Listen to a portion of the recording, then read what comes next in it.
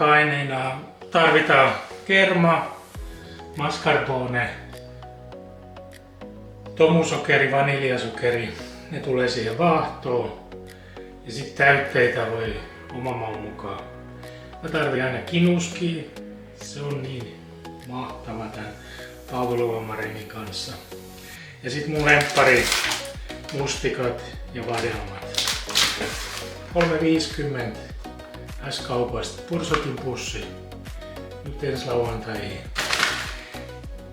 näytetään vähän, että kyllä mekin osataan. Ei muuta kuin kokeillaan. Katsotaan mitä tulee. Jännittää.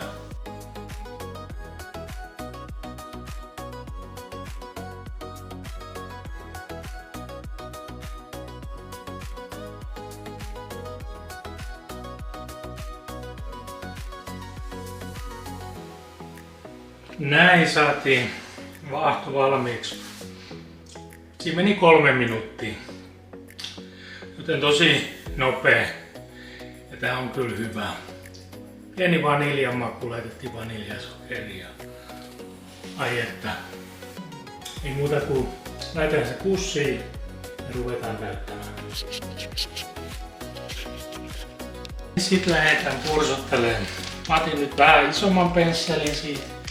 Mä oon sen verran hättäinen ja aloitetaan tommosella reunalla tosta noin, niin saadaan täytteet mukavasti siihen keskelle.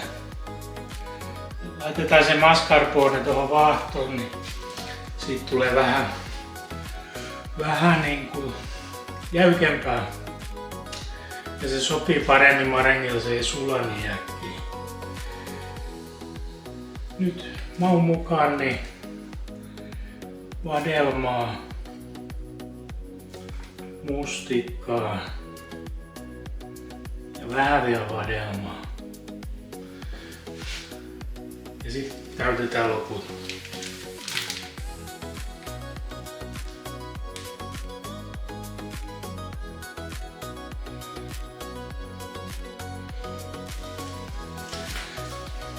Sitten pienet kinuskit päälle. Tää mun mielestä kuuluu aina. Tää S-kaupan kinuski on vähän tämmöisessä krouvissa. Kaatona nokasmassa. Noin. Katsotaan millaisia muista tulee.